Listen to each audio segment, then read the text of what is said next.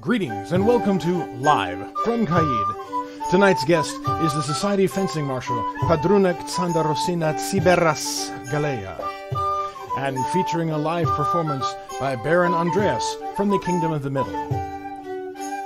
Me? Well, I'm your announcer, Master Bjorn of the Northern Sea, currently trying to practice my Spanish diction. And here's your host, Master Laertes McBride. Hello! Hey, I remembered to unmute myself again. Greetings and welcome. Hope you're having a good evening. Thank you for joining us tonight. We have a pan-kingdom show this evening. I have someone from the east, someone from the Midrealm. So you know what? It's late for them and they'll probably get cranky. So let's go ahead and bring Bjorn in right quick. So, hey, here he comes. And he's unmuted. Hey, Bjorn. How are you doing? I'm okay. How are you this evening? I'm doing better. As you know, last week, right before the show, I broke a tooth. So I had to do the show with a broken tooth. And so this week, no alcohol while I am letting all of that repair itself and such, but still heavily medicated. So that's good. So it should be the same show from you then. Pretty much. Your speech sounds much better now, though. Thanks. And I probably look a little bit more handsome than normal. Yeah. So before we get to your part, I have a couple of memes I wanted to share with you just to see if you appreciate them as much as I. So they're SCA related. The first one, of course, is this one that amuses me to no end. So, you know, nothing's funnier than cheese, right? No comment. Oh, no, I it's a good one. Yes. Oh, very nice. And then that second one is the dangers of doing demos. I'm going to share this GIF with you and just see if you can relate. So, you know, there's this guy. Oh, hey. So, Wow. you know, we don't really don't have that here in Caid with a lot of indoor fighting, but imagine it happens back east all the time. I mean, I'm pretty sure it would happen in Ansteor or Meridies or anywhere else where the median fighter size is like Plymouth or Buick or anything else like that. So, you know, although I did a demo up in Danor in a mall on an elevated stage and ended up leaping across one of the fighters. That kind of freaked that person on the ground out. But no, that wasn't an official SCA event, so I wouldn't have done that if it was official. Yes. Of course not. Anyway, so with that out of the way, let's see what you have for the arts and sciences this week. Certainly. So a couple of things. We are getting to that time of year now where here in Caid, at any rate, for those people watching outside of our immediate vicinity, for example, my family that lives in the Midrealm right now, it was snowed today where they are. And here it did not snow. However, it did only make it to 88 degrees. So, you know, 6 half dozen. But for many people at this time of year, this is when we have our fall things. So all of our normally this would be when trick-or-treating would start to happen, which is not happening. Normally this would be where we start going apple picking, or we go to orchards and we go berry picking, or these also are things that are not happening. So thank you so very much, global pandemic. But that doesn't mean that we can't have some fun. And to that end, one of the things I wanted to talk about is happening on All Hallows Eve itself, October 31st, which is our own Barony of Leondemir's Halloween Boo and Tell. Now, this is going to be Barony of Leondemir's Halloween or All Hallows Eve or Samhain online celebration. And so there's going to be costumes. We recommend it. We encourage it. Come in, and doesn't matter whether it's cute or scary.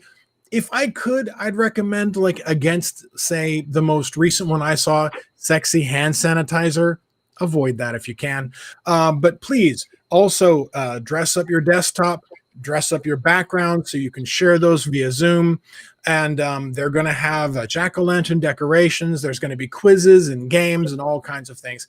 And so the schedule for that's going to be 5 p.m.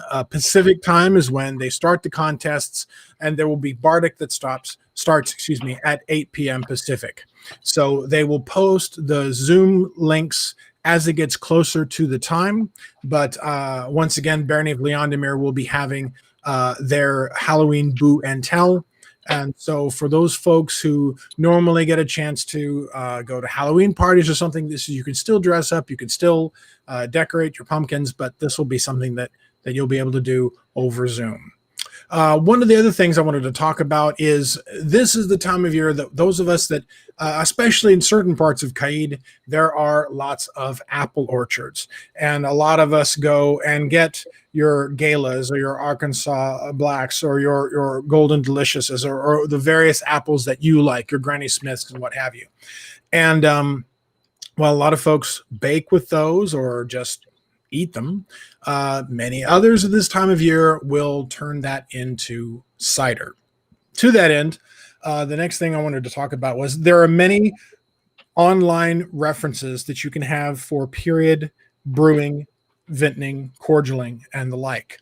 One of the ones that has been recommended to me and that I recommend people look at is the homebrewersassociation.org. And there is recipes, community forums, events that you can talk to people about. But one section that I think is most useful for those of us that are maybe wanting to dip your toe into it and you haven't started it now because you were doing all these other things in the SCA and now you're not.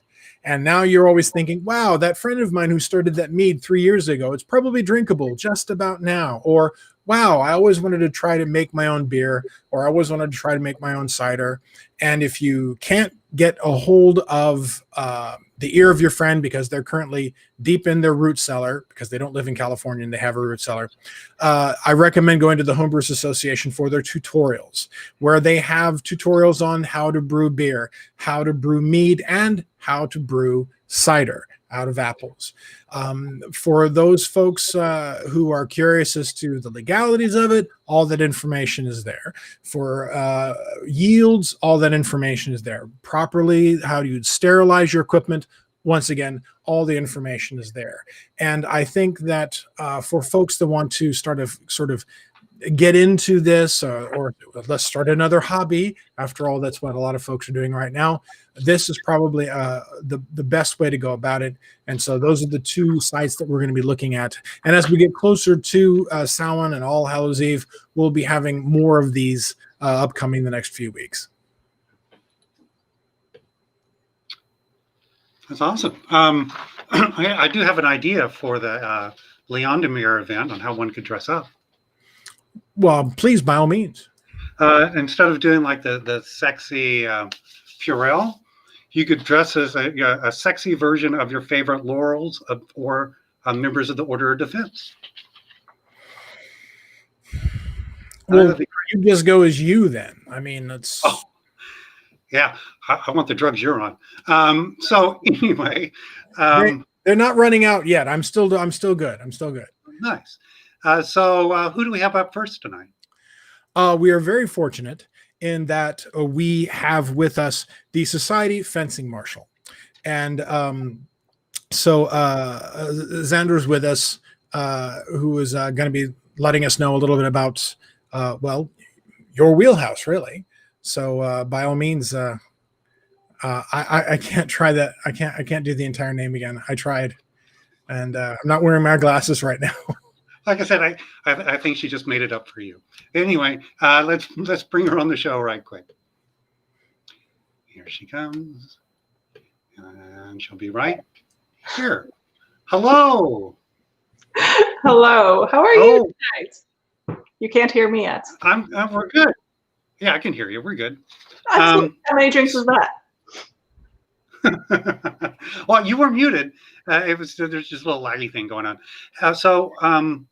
So you're over in the east, is that correct? I am. I live in a small town that has more apple orchards, I think, than people, and holes of golf. That's what we're famous for. But it is actually just outside Boston. I believe it's the first right-to-farm community outside of Boston. So close enough to the city for my heart, but out nice in the country where I can have a barn, which I turned into a dojo, and a smithy. So it's nice to have the land. That's Now awesome. you're in California, out in Caid. I hope you are all doing very well with all of the horrible forest fires that are happening there. Yes, we had, along with the West, we had a lot of challenges with forest fires. They're still ongoing, more in Central California. We had some very interesting air for a while here in the Southern California basin. But thank you. Things are getting better, and actually, the weather's finally starting to change. So we're all the way down to the mid to upper 70s now. So, break out its jacket. I am glad to hear it. You make your own weather. You make your own winter wherever you are. I grew up in Malta, where it never hit 50 degrees, rarely hit 50 degrees. And I had winter coats. I wore them in the week between Christmas and New Year's every year. So how old were you when you moved away from Malta? So I was about 10 years old when my family moved to Canada, to Eldemere. And then I moved to the east, to the U.S., essentially for graduate school. And I stayed. I got married, I had children, and this has been my home base. As you know, I love traveling all over, and I've made it a personal mission to visit every kingdom during my tenure as Society Fencing Marshal. And I was really close. I was at 17 out of 20 kingdoms when the pandemic hit, and I had plans on visiting the last 3 kingdoms, and I would have finished it by August, but unfortunately all those plans were scuttled. So I'm very, very excited that I get at least one more year to ride this out and to finish my quest to visit all 20 kingdoms while I'm a sitting Society Fencing Marshal, and of course to see the new rules implemented and put into use for at least one season. Right. So during your tenure as Society Marshal of Fence, you changed the title, so it takes me a second to get in my head. Sorry, that is indeed my fault. Well, what are the responsibilities of the position? I mean, from the society level, what is it different than like the boots on the ground kingdom level? That's a really great question. Every kingdom has their own kingdom fencing marshal, or kingdom marshal of fence, kingdom rapier marshal, kingdom marshal of steel. My apologies, Callantyr.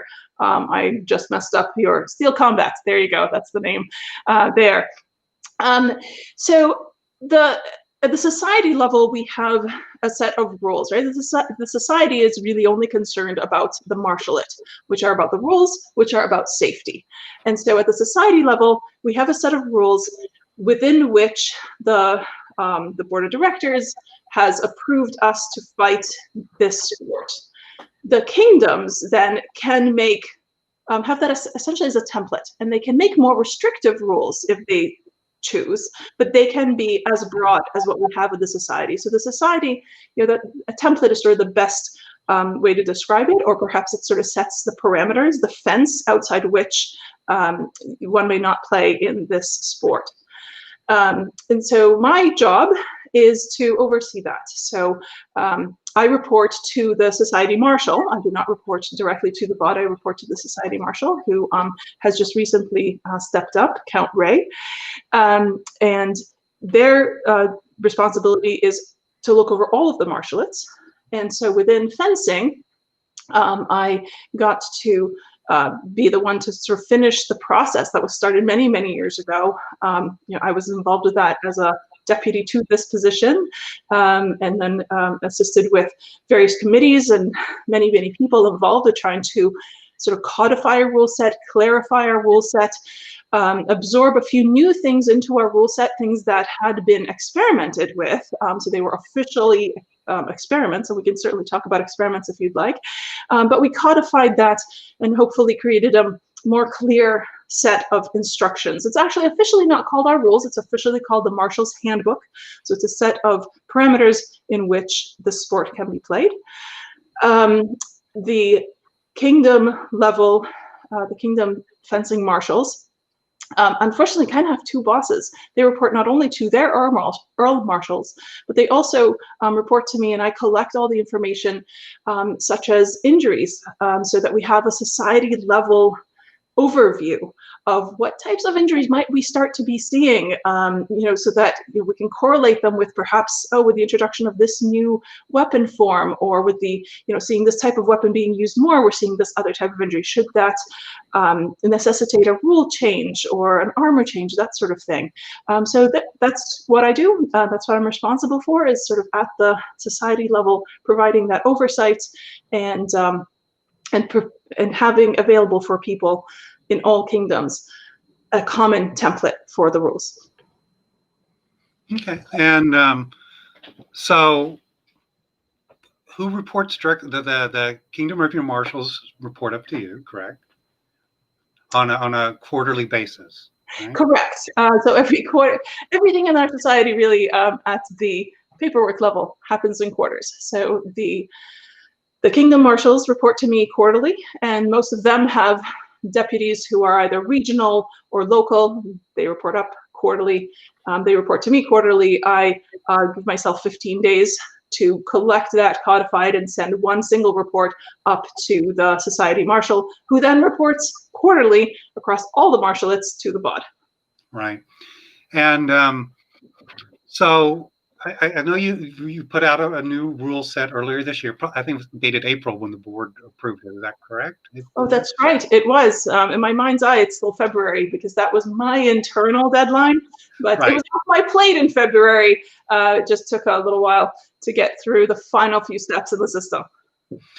Now, I would say that this is probably the biggest rewrite of the rules since like the original set of rules way back in the midst of time, right? Because, okay, full disclosure, I was Society Rapier Marshal, Society Marshal Offense, what do you want to call it, in my lifetime too.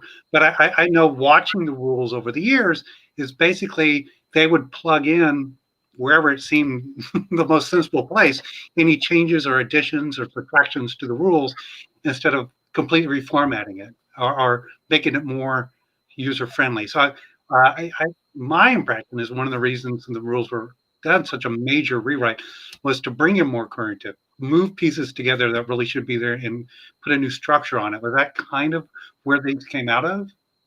Absolutely. We did incorporate a couple of, some people see them as fairly big changes that had been in experiment form. So they were in a limited set of kingdoms being run under our experiment program. So we did bring those in. But really, in large part, there shouldn't be anything in this rule set that obviates anything that came before. In large part, if you had a sword that was legal before, it should still remain legal now. We didn't make any dramatic changes that way. It really was about clarifying the language, making the language also more inclusive. That was a very big thing that was near and dear to my heart, as I know it was for many people who wrote in to to encourage that and to make sure that that did happen. So to clarify the language, if I may sort of toot my own horn a little bit, the addition of pictures and diagrams, which were kind of sorely lacking before. Funny story, and I think this is the right type of format for it, was when I first stepped into the role of deputy to this role, it was specifically to work on a set of fencing rules for youth. And so I started creating these diagrams, figuring, that this makes it easier to read and understand, even for perhaps the youngest members of our society. And in whole cloth, some of those diagrams, at least the style of those diagrams, was incorporated right into the rules because, well, they're easy to read in an electronic format on the ubiquitous smartphone, if you print them in color or if you print them in black and white, and they're a nice, handy, easy reference for some of the concepts that otherwise would take many paragraphs to describe. Well, and I think the addition of illustrations and diagrams and stuff will make it easier for the armored fighters to pick up rapier too. We can joke about that, but near and dear to my heart are the folks who have crossed over, especially from the armored combat side of things. I've been a teacher for most of my career in the SCA. When I first started, there was sort of a need for teachers. So as soon as I learned anything, I turned around and would teach it to folks. It's my favorite thing to do in fencing. And those who came over from the heavy lift side of things taught me an awful lot that was very useful for my style of fencing. And I love working with people who have that knowledge. I mean, they understand how swords work, you know, like at the very basic level. Folks who happen to understand polearm tend to pick up fencing concepts very easily. So it's absolutely a delight to work with people who cross over. And I fully encourage, if you're physically capable of doing both, do both. Right, and I can get away with saying anything I want because I don't have an official position in the SCA anymore. And then one last thing before I bring Bjorn in with a couple of questions is you had touched on the experimental programs, and that you know, it's been evolving over the past several years on the best process, the best practices, and how kingdoms can submit and move forward on experimental programs and the expectations of what happens at the end of that program. Could you just kind of briefly touch onto that? Sure. And you know, I really do thank my predecessor for really giving me the leg up on this. Thank you. So we have a certain set of rules that is all codified in our Marshal's Handbook, but certainly there is room to further our sport, to perhaps change some of our rules, but also to expand our sport. So for example, a good example of that is the more recent inclusion of spears. First the metal spears, and then more recently the rubber tipped spears. And for a long time, we didn't have a seemingly safe way of building these weapons, but if we were able to build something that was safe enough to use in a sport, it would expand the way that we could play period fencing. So it absolutely meets all of the, sort of checks all of the check boxes of, can we do this seemingly safely in a sport? Will it help us further recreate with a greater authenticity pre-1600s fencing? And but we didn't have those in our rules. Eventually, we figured out a way that we could build these that looked like it would be safe enough to incorporate in our sport. And so what do? Well, what you do there is you write up an experiment. I encourage anyone to do this. You don't need to be your Kingdom Rapier Marshal to do this. Certainly, we're going to loop in your Kingdom Rapier Marshal, your Kingdom Fencing Marshal, and also your Kingdom Earl Marshal. And we're going to write it up as an experimental form where we essentially write out what would the rules be if we were to incorporate this into our rules set. Who's going to be the point person sort of in charge of this in your kingdom? Once again, that doesn't have to be the Kingdom Fencing Marshal, and in fact, likely shouldn't be because they're busy enough. Should be somebody in that kingdom, you, the person who had the idea, all right? And that person is going to be responsible for collecting the information. How many times did people participate in this specific activity? How many people were there? Which events were there? And were there any incidents? We can review those, typically every quarter, but if it's any major incident, of course, we review it immediately to see if perhaps we need to make some rules tweaks. As more and more people get involved with this experiment, so sorry, quick backup. So we'll write it up, and once we have the sign off from the Kingdom Fencing Marshal, the Kingdom Earl Marshal, myself, and the Society Marshal, then it becomes an official society experiment. People can start playing in this form. As we get more people involved with it, as it looks like, yeah, we've got a decent set of rules that look like they are fun and they are safe and they are helping us do this sport authentically, then we try to expand it. Hopefully other people from other kingdoms get to see this and join in. You know, I absolutely am willing to help with that. One of the reasons why I have been trying to travel across the kingdoms is so that I make contacts, personal contacts with people across the kingdoms. So I can say, hey, you know, you seemed really interested in XYZ. Did you know this other person in this other kingdom is also interested in that? Let's get together, expand that experiment. Once we start to get enough data of lots of people playing with this essentially new part of the rules, and that they're doing it with an acceptable safety format, then we can petition the bod to include them in our society rules. That's awesome. Yeah, because I would think that, like you mentioned, the spears came out of that program. The grappling came through that way too, right? Grappling is still an experiment at this time, but certainly the spears did. Now we have cut and thrust. Melee are allowed in cut and thrust. That was an experiment in a few kingdoms. Before this rule set, cut and thrust was limited to single person competition only. Right. But I mean, right now we play with rapiers. It was within my time frame, and yes, I understand I'm not a spring chicken, but it was within my time frame that was an experiment. We used to have only foils and epes before. Yep.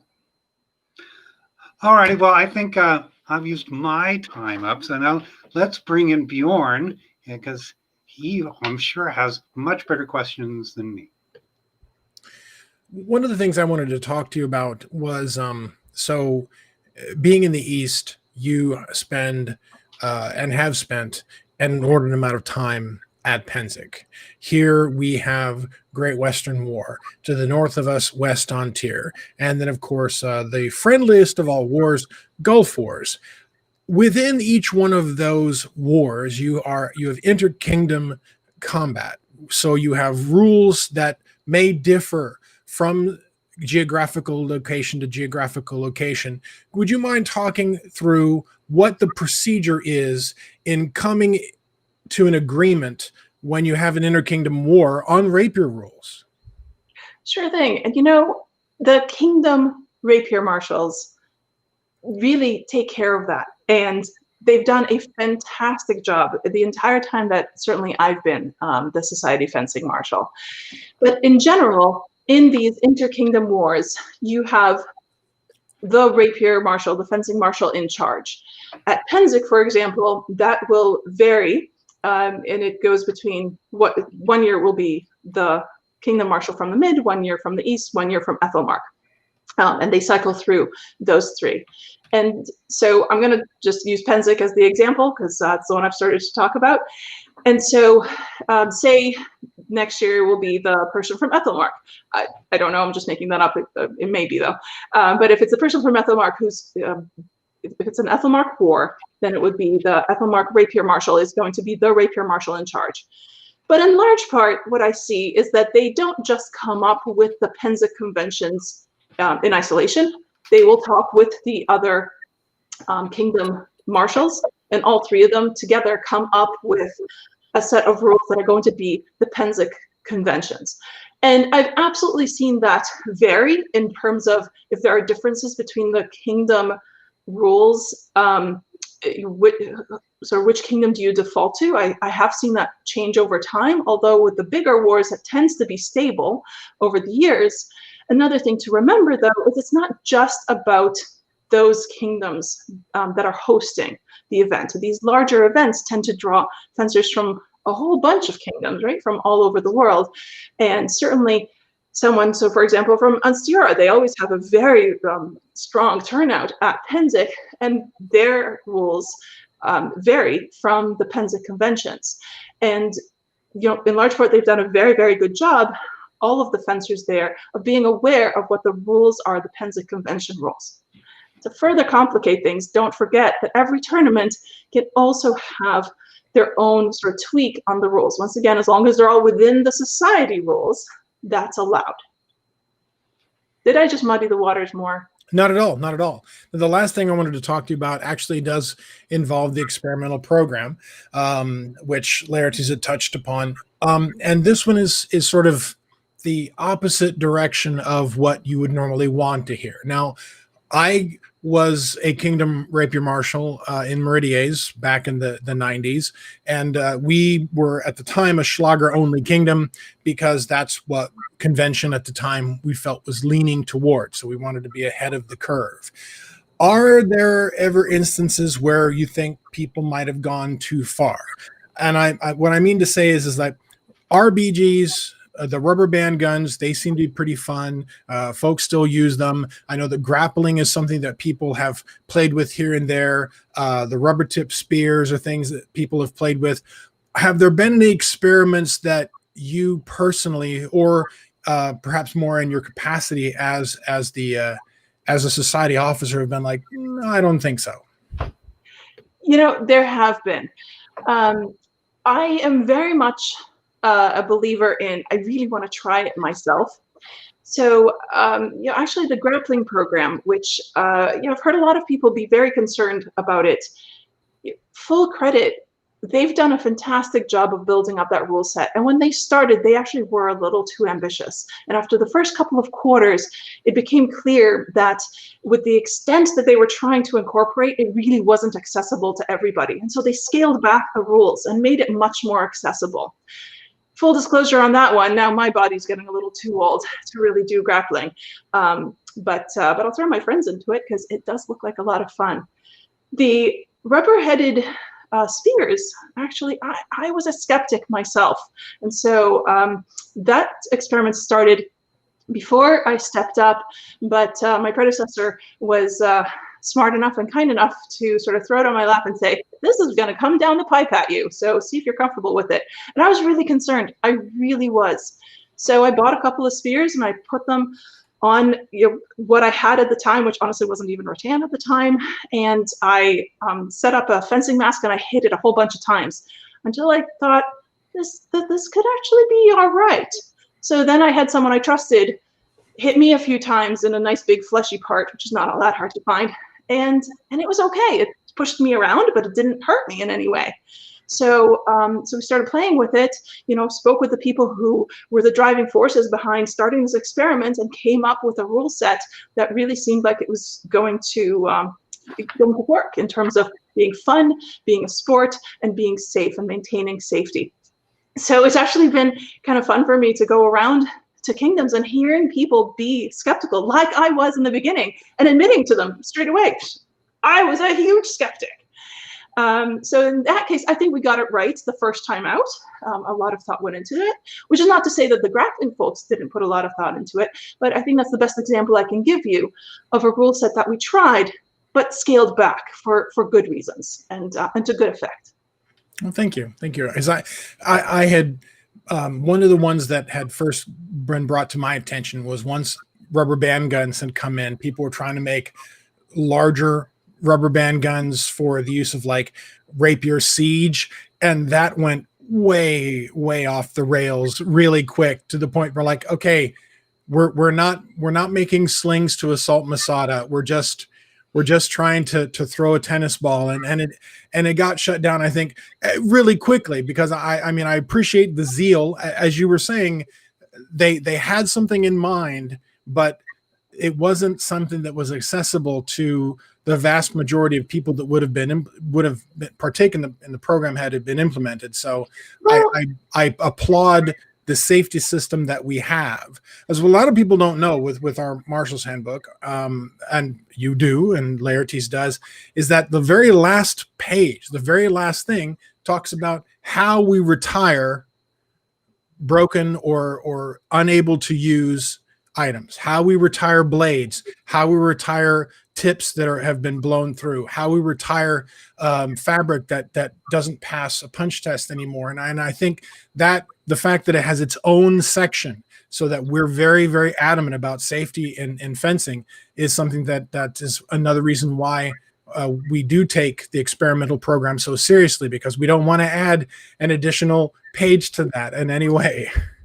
So actually, if I may address real quick some of these siege type weapons, I have seen and measured 2 rubber band cannons, and each of them fires a multitude of rubber bands, just like it was 10 rubber band guns all going off at the same time.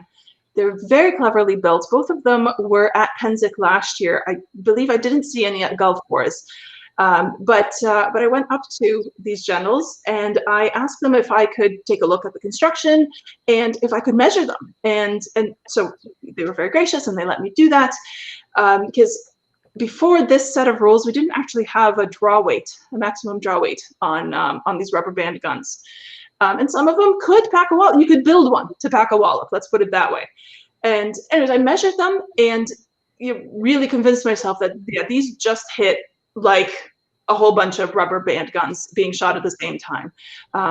And so at least those 2 that I saw certainly would not be disallowed in the current rules because they all have a draw weight that's acceptable, and even a misfire is not likely to injure anyone.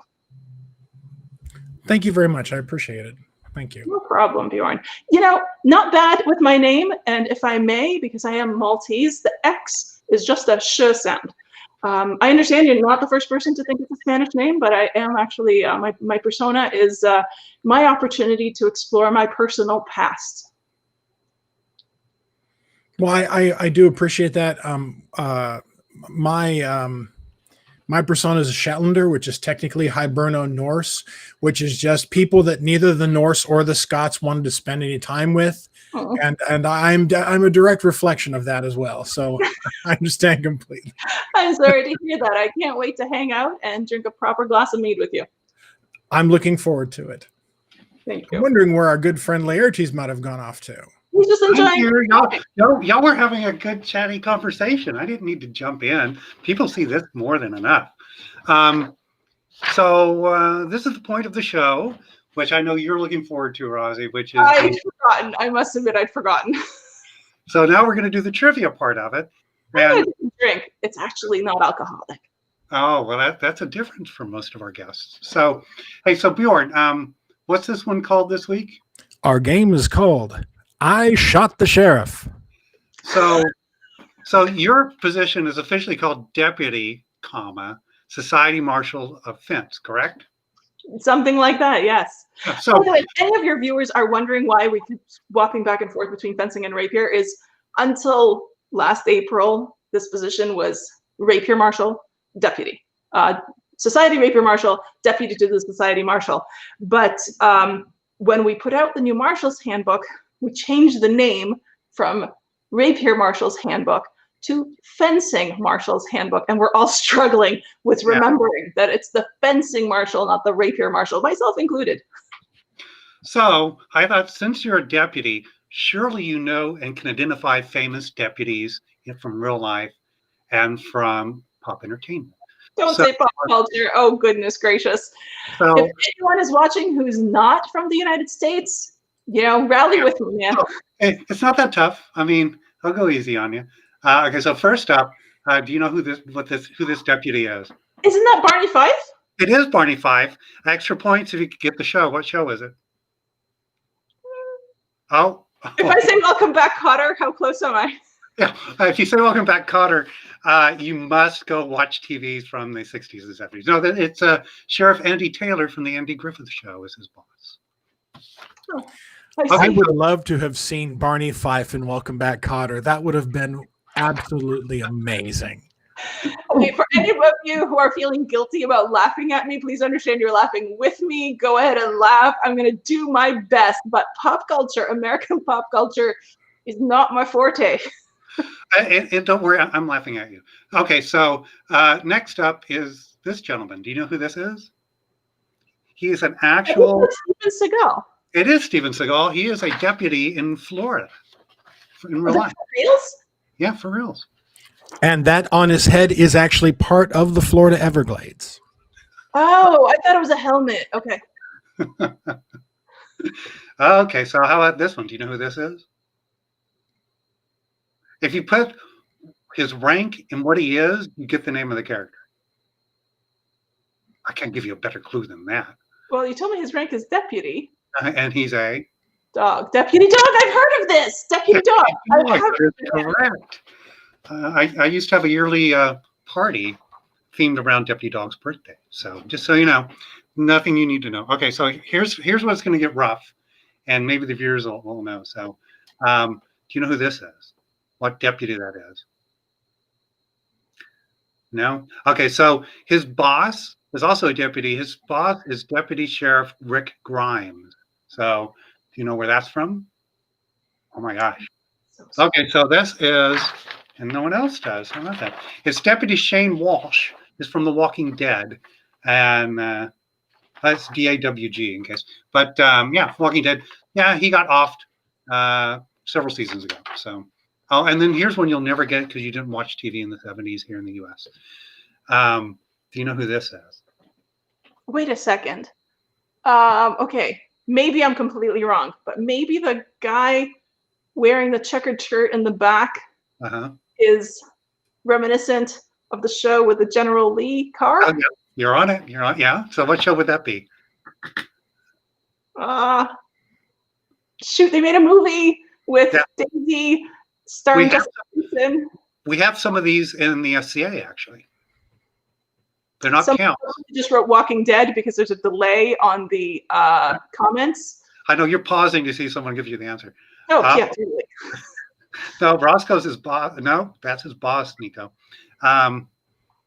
Okay, so we don't have counts in the SCA. What do we have?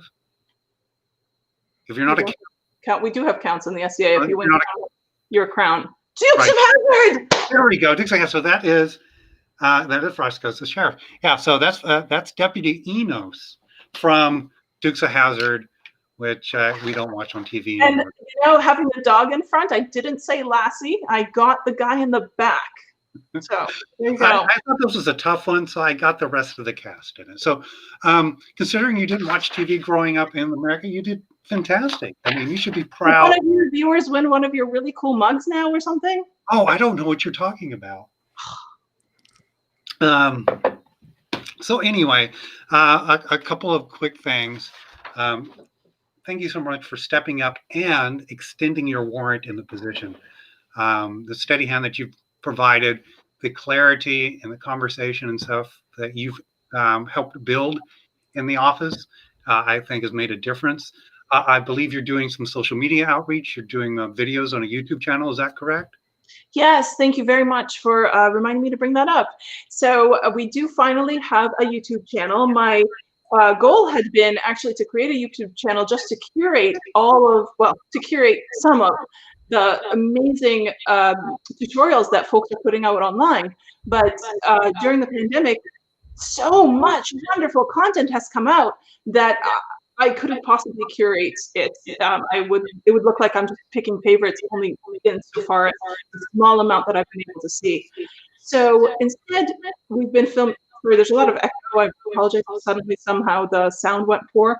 But instead, as much as I am, as you could probably tell, dear audience, I'm not super comfortable in front of a camera, but I love you all virtually.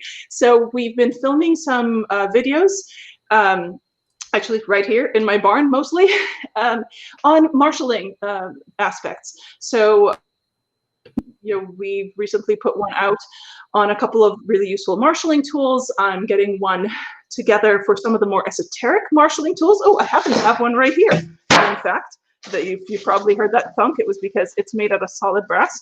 This is a mask punch test, which a lot of people are not familiar with. I'm going to showcase that and show how it's used.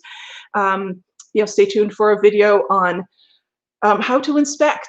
We've done an Ask Me Anything session where we talked about, we answered questions from people. There will be videos on the drop tester.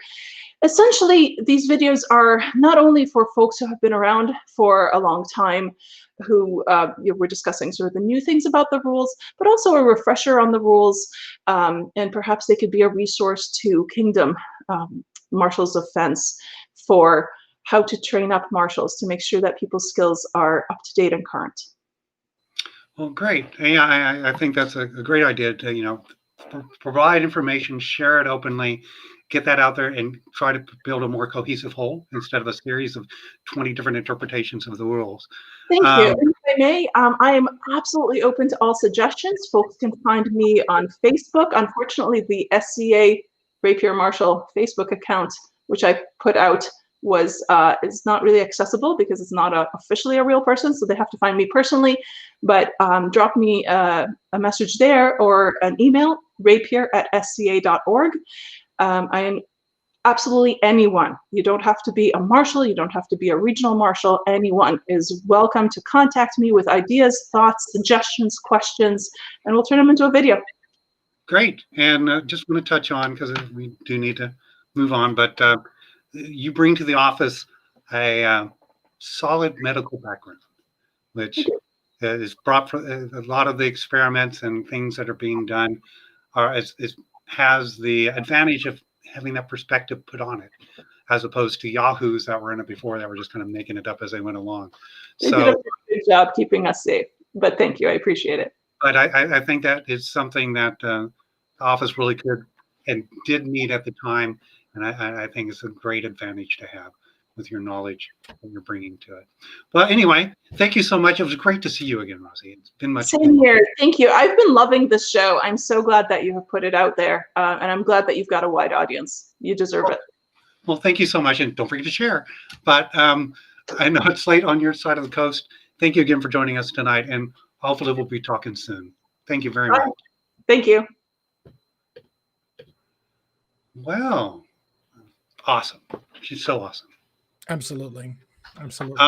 I will tell viewers that if you ever want to hear about the fun of negotiating war rules across several different kingdoms, find me when I'm not broadcasting out and it's being recorded, and I can tell you some stories. Ding. As can I. And, I always like hearing what more successful people than me do or what they've done. So that's one of my favorites. So how did you not screw up what I screwed up? That's kind of how I go about that. That'd be a long conversation with me. But anyway, so who's up next? We have next our guest from the Midrealm. His Excellency Andreas Blackwood is a pelican and a great servant, also a rapier fighter of note, and an excellent bard. And we're very fortunate to have him with us this evening. All righty, well, let's bring him on the show, and he'll be coming up right about now. Hello. Thank you for hanging out. We got a little discussion today, so. Very interesting conversation. It's been a long time since I was in fencing gear, so it's interesting to see how the rules have changed. I remember when we used to flee the word fencing. We didn't want to use that word. Oh, yeah. I was in that same generation where it's like, fencing, we don't do fencing. We fight with swords. Right. So yeah. So you're in the Kingdom of the Middle, correct? I'm in the Kingdom of the Middle, in the Barony of Aryton, which is the Chicagoland area. It's a very large barony, land mass-wise. So I'm about an hour west of Chicago proper, but still in the Barony of Aryton. And how has the past 7 months been for you? My commuting costs are much lower than they used to be. It's been interesting. I've been lucky enough to be fairly involved in my kingdom's virtual activities with helping with what we're calling the ERUM, the Electronic Royal University of the Midrealm. And I help with courts.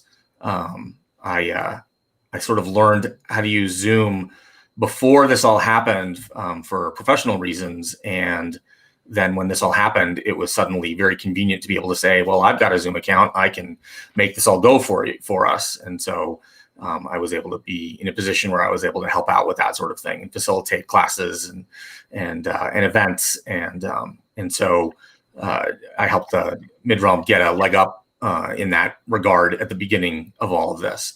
And a lot of people have helped out. It's not just, certainly by any stretch of the imagination, it's not just me.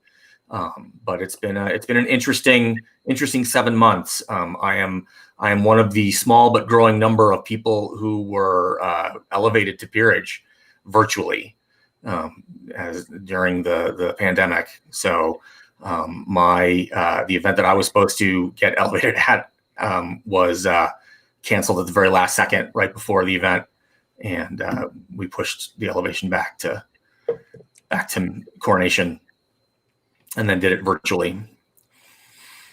Yeah, we have a few Pelican vigilants. I want to say vigilantes because that'd be much cooler. But vigilants that have had to bounce their stuff around because they want the doing it in person instead of virtual. Right. So, I know it must be, but congratulations. Well, thank you. I don't have my Pelican on. I just noticed that. Anyway, so I was about to say, you're not wearing your bird. I know. Many different things to wear, though. See, and so it's okay. Yeah, it's a fashion choice each It would one. be distracting. Yeah, too much bling. So how did you get involved in the SCA and specifically in the Bardic Arts? I mean, I've been in the SCA for 30 years. So I'm not sure I completely remember. I followed a girl into the SCA. We were dating and she did this thing and I went, oh, that looks cool. And walked in the door and realized that these were my people. Like, I'm sure many people who join the SCA have had that experience, right? You sort of walk in the door to your first event or your first demo, or even just your first meeting, and you realize that these are the friends and chosen family that you've sort of been looking for a long time. She's long gone, right? She dropped out a long time ago, and I'm still here 30 years later. So I don't remember what brought me in. What kept me in was just, all of the people and the friends that I've made. It's been a struggle sometimes. I actually left for a couple of years at one point, but there's nothing like the SCA. So I always come back. And was the bardic performances that drew you in at first, or did you discover that as you got involved? I started bardic pretty early. I was I went to going to college on a theater scholarship. And so performance has always been something that I enjoyed doing. I did it all through high school, high school musicals and plays as well. So I don't remember a conscious decision to do bardic. I just wrote something one day and then sort of raised my hand when it was time to perform it. I remember that the shire that I was living in at the time, because I was in Ohio at the time, and so I was in a shire called the March of the Thistle, and we had, this is back when we had weekly meetings, and one of the meetings once a month was a bardic circle, and so it's not that everybody was expected to perform. There wasn't a lot of pressure in that way, but it just was a very safe, welcoming environment to do that in. And so it was an opportunity to give something a try. Right. And it worked. And so I started doing that, and I started writing more, and, it's been, bardic and writing have been a big part of my SCA, service path too. Right. I've been Kingdom Bard twice. And I've certainly served royalty as an entertainer or as a facilitator for entertainment, more than that as well. And I've written I write a lot of period scroll texts and a lot of period ceremonies. Awesome. So speaking of pieces you've performed, I understand you have a little backstory on the piece you're performing tonight. A little bit of a backstory. This is a very old piece of music. I wrote it back in, 1996, which means that it's older than all of my children. I wrote this song, and I sort of had this feeling like it was different from everything that I had sort of written before. When you start doing bardic, and I'm sure that this is similar with other activities in the SCA, you start off by sort of imitating the people who you admire who are doing it. And so for a while, I was kind of writing like, Master Hector of the Black Height. I tried to write like him for a while. And then for a while, I tried to write like John Inchingham and Kieran Cantor, who are two bardic laurels here in the Midrealm. I tried to write like them for a while. And then I sort of found my own voice. And this might be the first big song that I wrote that was sort of in my voice that I felt really, really worked. Right. I sang it at an event, and it really went over really well. And it's been one of the few songs that sort of has gotten picked up by other people. Other people have sung it in the past, and it's always a little weird to go to a bardic circle or go to a feast and hear somebody singing your own work. But this song was written fairly recently. It was inspired, of course, by the Kevin Costner Robin Hood movie. So it sort of has a little bit of that feel or backstory to it. But I think it stands on its own. Well, awesome. I can't wait to hear it. So the floor is yours. All right.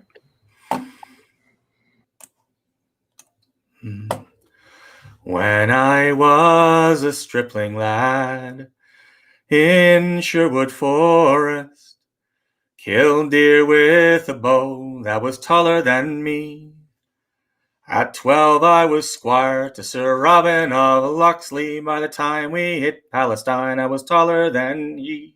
We held off the Saracens, Robin and I. We rescued the king from their spies. When Robin was taken, the king wept for days, and I fancied I heard Robin's cries. Oh, I hunted with Robin, and I fought for the king. Oh, the tales my old bones would tell if they could sing, and I loved to see Richard lean back in his chair and say, Robin has all well in hand.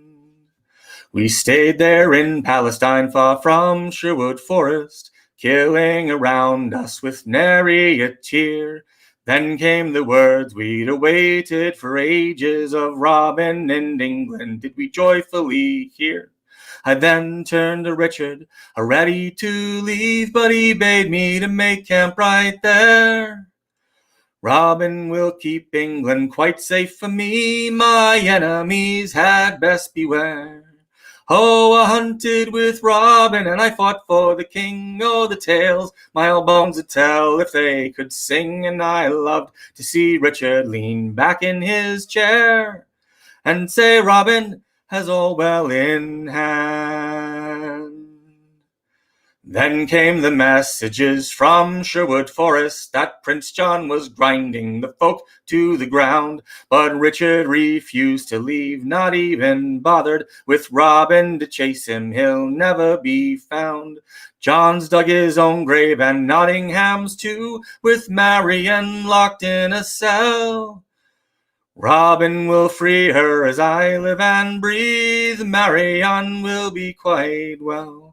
Oh, I hunted with Robin, and I fought for the king. Oh, the tales my old bones would tell if they could sing, and I loved to see Richard lean back in his chair and say, Robin has all well in hand. We finally returned to my dear Sherwood Forest, beside good King Richard. We hit London town, found Robin and Marian with children already, and soldiers aplenty to hunt Prince John down. Nottingham's dead, and your kingdom is sound, Robin announced with a smile. I told you, said Richard, that England's been safe in good Robin Hood's hands all the while. Oh, I hunted with Robin, and I fought for the king. Oh, the tales my old bones would tell if they could sing, and I loved to see Richard lean back in his chair and say, Robin has all well in hand. Well, Robin died yesterday near Sherwood Forest.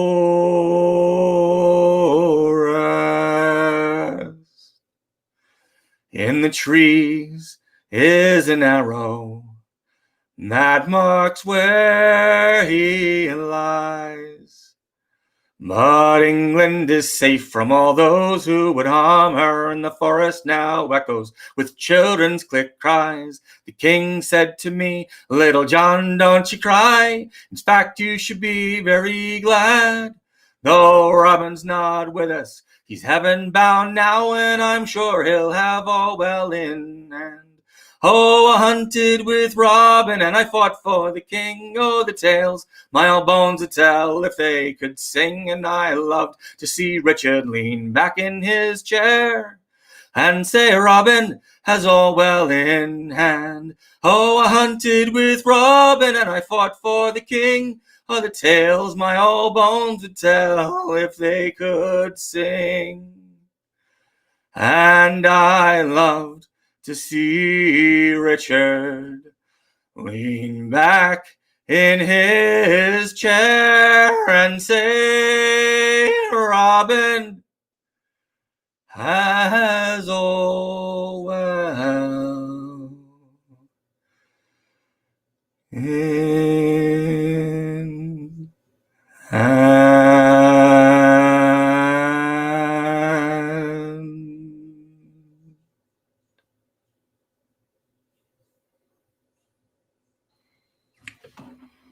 Very nice. Very nice. Thank you so much. Although I think we should have given a spoiler warning, so if people don't know the Robin Hood I story. know. Every time I sing it, there's a shock. There's somebody yells in the audience. Oh, what? What? He's dead? What? Oh my God! And Marion gets together. Spoilers. Before I let you go, I'm sure Bjorn wants to come in right quick. We'll do the CNN look. Here we go. Ah, very nice. Oh, I'm not muted. You must be muted on your end. Oh my goodness. I think it works now. Yeah. Oh, see, that wasn't me. That wasn't me. Okay, so no drinking unless you also have Bjorn muted himself, and then it's a double shot. There's got to be a box on the bingo card for that, right? Well, two things. First, thank you so much for sharing your gift with us, Your Excellency. And second, and I know you hadn't been in rapier gear in some time, but you are a co-principal of the Order of the Bronze Ring, aren't you? I am. Yes, Okay. that's true. So you are kind of in the lifeblood of Midrealm rapier. I'm just saying. No offense meant. I'm just saying. So a long time now. That being said, thank you so very much. I want to, as Laertes has said before, those of us who do performing to a little glass square or rectangle isn't nearly as easy as some folks might think. And so to do so with so much conviction and such a wonderful woven story in the song, thank you so very much. We truly appreciate that. Thank you. Well, thank you. Continue good health. Hopefully we'll cross paths in person sometime. But thank you for coming on the show tonight. You bet. All right. Oh, that was awesome. Mm-hmm. But yeah, for those shocked about Robin, sorry. So it was a fencing galore show this evening. But let's talk about who we have coming up next week. So I actually have the next 2 weeks already booked. So next week, we will be speaking with the Gulf Wars stewards, the ones that had to, as people were driving onto site, had to cancel their event this year. One of the hardest jobs it could ever be. I mean, being the steward for a major war is a difficult task at the best of times, and they were placed in extremely hard circumstances, no doubt. So we will find out about Gulf Wars. For those that have never made it out there, awesome war to go to. Oh yes, it's. I mean, I will, as someone who was raised in Merdiers and was there at the beginning of Gulf Wars, it is unashamedly one of my absolute favorites. I love Great Western War. I've always enjoyed Great Western War. I always will enjoy Great Western War. But there's something about the permanent structures on the site, going to the Green Dragon Inn. The very first time I ever saw one of the Leonardo da Vinci tanks going down the side of a hill towards the actual castle was at Gulf Wars. I understand people do that kind of crazy stuff at Penzic all the time, but the first time I had seen it was at Gulf Wars. So that's one of my favorites. And who do we have performing for us next week? Well, as His Excellency had alluded to, we have had some people who have been elevated digitally, virtually. And our next Bardic guest was, until yesterday, the most recent Laurel, elevated, and she is the most recent Laurel for the Kingdom of Atlantia, and it'll be Iselda de Narbonne will be joining us next week. An amazing performer, and obviously justly recognized for her bardic talents. Awesome. And then the week after that, just to tease it, is if you've ever wondered how to play the SCA in Alaska, we have the Crown Prince and Princess set up, so we'll be able to have that conversation, find out how the heck they do it. I actually don't have November started yet. I have some bards on the line, but I haven't gotten November yet. So you're a week ahead of me. Yeah, I'm hoping they talk about polar bears and list fields, because that'd be awesome. Anyway, so that's all we have on the show tonight. Thank you, Bjorn, for everything you do. It's good to see you, my friend. Thank you, Laertes. You as well. And thank you for watching tonight. And once again, we will be back next week when we will be live from Caid. We'll see you then. Bye, everybody.